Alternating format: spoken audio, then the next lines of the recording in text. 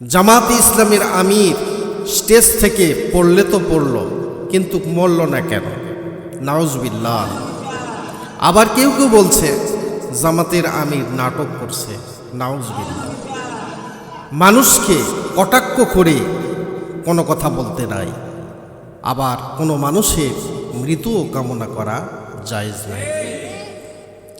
আজকে জামাতের আমির মঞ্চ থেকে পড়ে যাওয়ার কারণে বিরোধী দলগুলো বিভিন্নভাবে বিভিন্ন মন্তব্য করছে। আরে ভাই, আপনাদের জানা উচিত তিনি একজন বয়োজ্যেষ্ঠ মানুষ, অনেক বয়স হয়ে গেছে। আর লক্ষ লক্ষ মানুষের ভিতরে একজন সুস্থ মানুষও অসুস্থ হয়ে যেতে পারে। সেটা আপনিও হতে পারেন, আমিও হতে পারি, আরেকজনও হতে পারে। তার এই পড়ে যাওয়া ব্যাপারে বিভিন্ন মন্তব্য করা এটা মোটেও ঠিক না। আপনারা তার মঞ্চ থেকে পড়ে যাওয়াটাই দেখলেন, কিন্তু বারবার বৃদ্ধ বয়োজ্যেষ্ঠ মানুষটি উঠে আবার কথা বলার চেষ্টা করছে। এই বিষয়টা তো দেখলেন না। তার মনের ভিতরে কি ইমানি চেতনা, কি জজবা, তার মনের ভিতরে কি জিহাদি বাসনা। তিনি তো তার বক্তব্যে কথা বলছেন যে আমার প্রাণ যদি থাকে আমি কথা বলবই, মানুষদেরকে ইসলামী হুকুমতের দিকে ডাকবই, মানুষের সামনে সত্য কথা বলবো, কারো জন্য কোনো পরোয়ার করব না।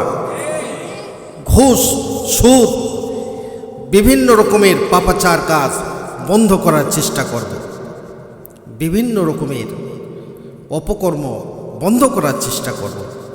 তিনি এই কথাগুলো বলছেন, কত সুন্দর কথা। আর তার মধ্যে দিয়ে আমরা যারা সহ্য করতে পারছি না জামাত ইসলামকে, তারাই এই কথাগুলি বলছে। আজকে দিবালোকের মধ্যে মানুষের মাঝে স্পষ্ট, জামাত ইসলামের মহাসম্মেলনে বাংলাদেশের বিভিন্ন জায়গা থেকে ট্রেন, বাস, সিএনজি, মাইক্রো, যে যেভাবে পেরেছে সকলে সরওয়ার্দী উদ্যানে তারা হাজির হয়েছে। তার কারণ কি? তার কারণ হলো একটাই, যে তারা সকলে আমাদের দেশ বাংলাদেশটাকে ইসলামী হুকুমত যেন কায়েম হয়, আল্লাহর আইন যেন এই দেশে চলে, এই আশায় তারা সরওয়ার্দী ময়দানে হাজির হয়েছেন। আর এই হাজির হওয়াটা আল্লাহর দিন কায়েম করা, আল্লাহর হুকুমত কায়েম করার জন্য সকল মুসলমান নর নারীর উপরে আল্লাহ পাক তো ফরজ করে দিয়েছেন।